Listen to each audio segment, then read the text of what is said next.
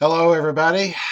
This is Joseph P. Farrell with news and views from the Nefarium, and sometimes the news is so bad, so crazy, so self-evidently reeking with between the lines, hidden implications that are now all too obvious.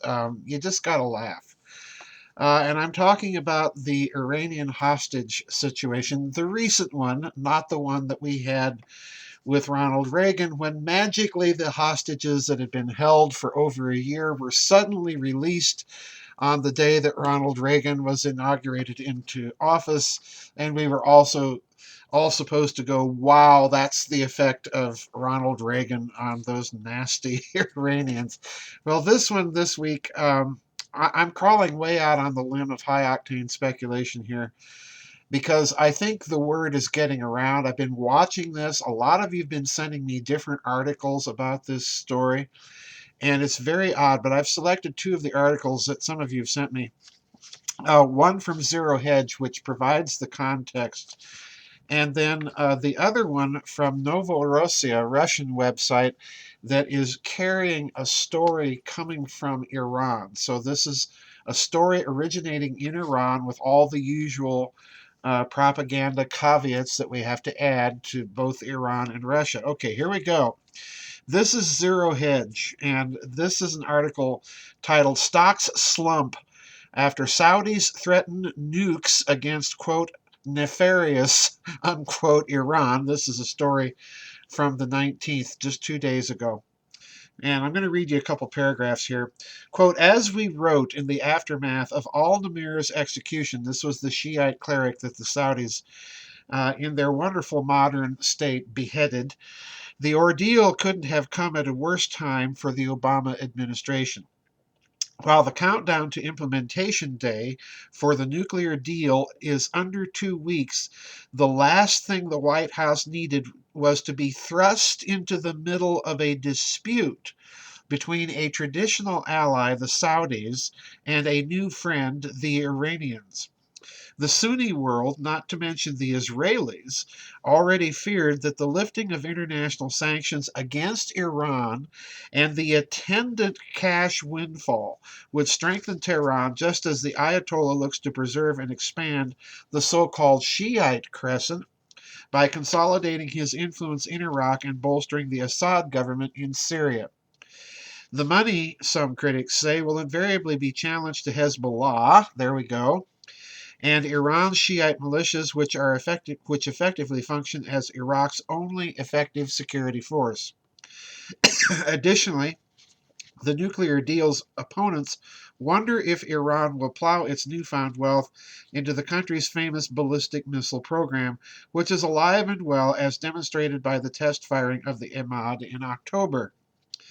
And so, with the Saudis already wary of America's rapprochement with the Iranians, and with Riyadh struggling to come to terms with how its staunch ally in Washington could seriously ponder taking steps to effectively wire Iran $100 billion while freeing up an extra $2 billion per month in oil revenue, the Sunni and Shiite powers nearly came to blows on the eve of the nuclear deal's implementation. The Saudi foreign minister says his country will not rule out seeking nuclear weapons if Iran gets one.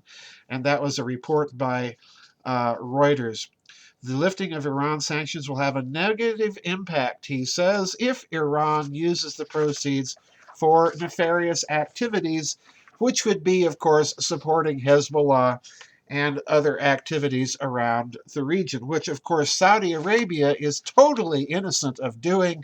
So, in other words, folks, what we're looking at here are the two state sponsors, one Shia, one Sunni, of terrorist activities and organizations in the Middle East. Now, that's all background.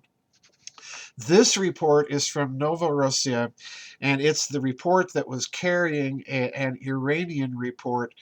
And here we go.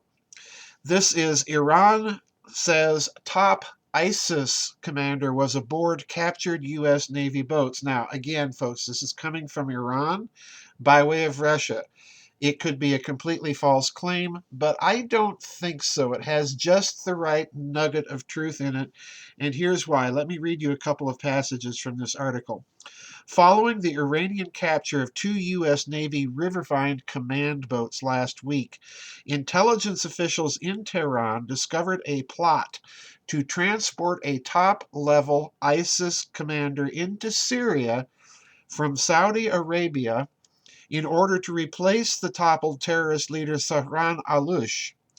Once this Islamic State terror leader was en route to Kuwait aboard one of the U.S. Navy's River Command boats, this report continues, an overwhelming force of Iranian Sepah naval troops captured both this terrorist and the U.S. Navy boats, including the American sailors aboard them, transporting him, and nearly ignited an all-out war when Iranian forces were forced to fire warning missiles against the U.S. Navy's aircraft carrier USS Harry Truman, attempting to intervene. Rear Admiral Ali Fadavi, the commander of the Iranian Revolutionary Guard Corps Navy, overseeing this operation, this report notes, stated that the operation to capture the terrorist leader, that the aircraft carrier USS Truman displayed unprofessional moves, thus causing him to put Iranian naval forces on high alert and warning, we prepared our coast to sea missiles, missile launching speedboats, and our numerous capabilities to strike if they made a hostile move, and so on and so forth. And then at the end of this article from Novorossiya, please note this. Um, as to how the American mainstream propaganda media has covered up this entire sordid affair, including changing its date from the 29th of December to the 12th of January, proving once again the Obama regime's direct complicity in directing the Islamic State terrorists in Syria and Iraq. This report concludes borders on the almost absolute comical, as the many versions of what exactly they keep saying happened has kept changing by the hour, day, or week. And they have deliberately decoupled the capture of these U.S. Navy boats with the firing upon the USS Harry Truman aircraft carrier by Iranian naval forces, by which Admiral Fadavi bluntly stated the incident, that is to say, Iran firing missiles, occurred during Iran's seizure Tuesday, the 29th of December, of two U.S. naval boats. All right. So, in other words, Iran is saying the date keeps changing. They're changing the stories. But the real story is there was an ISIS leader, according to Iran, on one of these boats. And this is what precipitated all of this stuff. And folks, I got to be honest here. I suspect that something like this, that some covert operation was in play, and that for whatever reason, the boats may have strayed into Iranian waters, the Iranians may have gone outside of their coastal waters and halted whatever operation was going on, but that some sort of covert operation was going on. Iran learned about it or found out about it by capturing this leader, and this may be the reason why all of these hostages were released so quickly by Iran as a means of saying, we know what's going on here and we'll keep quiet, but we're letting you know that we've got some information. Something is going on here behind the scenes, whether it's the capture of an ISIS leader or something else, I don't know. The other clue here to this is what Tyler Durden wrote in the Zero Hedge article, and that's the sudden slump and deterioration of relationships between Iran and Saudi Arabia after the execution of those clergymen. Of course, you can't blame the Shiite Muslims here on that score. Saudi Arabia, like Iran, is a medieval backward state. Let's just be honest. So I'm suspecting that there's something else going on here behind the scenes. Now, looking at it very large in the large picture, it could be, as I've been suggesting for many weeks now, it looks as if in certain circles of the Western oligarchy, of the Western power elite, that discussion is occurring that, do we really need or want to continue this alliance with Saudi Arabia, with such a backward, immoral, brutal, genocidal regime as that? But by the same token, do we want to have those kinds of relations with another one in Iran? And I suspect that what may be going on is that both the Sunni and Shia aspects of this conflict are being put on the menu. They're being brought out into the open for a very specific long-term reason. What that long-term reason is, we don't know. We saw the violence in Indonesia recently. So this is spreading, but everything tells me, particularly in this story, everything tells me that it's being deliberately driven. It's being deliberately spread. So we're going to have to watch this very carefully. I do think the likelihood is that Iran did find some sort of connection, be it a leader or otherwise, to what these riverboats were doing and ISIS. Now, whether Iran actually comes out and says what it actually found and spills more of the intelligence that they may have gathered will remain to be seen.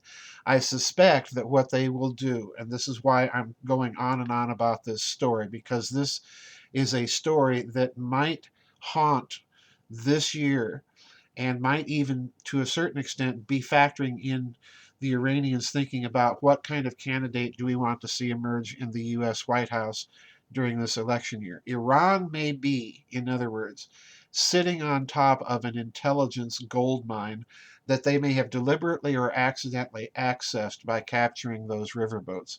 So they didn't need to keep the hostages. They found something else. I suspect, if that's the case, that what we might see Iran do this year is slowly leak little little dribbles and tidbits, slowly leak this story of what they may have found through the year to try and manipulate and guide the agenda in the Middle East. Now, I realize all that's very, very high octane speculation based on a narrow selection of articles, but something is going on here with this hostage situation, with this seizure, and it looks to me a heck of a lot like it was an interrupted, intercepted, co-opted covert operation. The Iranians interrupted something that was going on, and now all is hunky-dory. We don't want to jeopardize the nuclear deal that we worked out with them, and so on and so forth. So something's going on. Expect more of this to occur this year, folks. That's it. Tomorrow we do have a European members vid chat. I want to thank everybody for sending articles. You're sending so many now that I don't have time like I used to try and thank everybody individually. So I hope the group thank you does it, and we'll see you on the flip side, everybody, and God bless.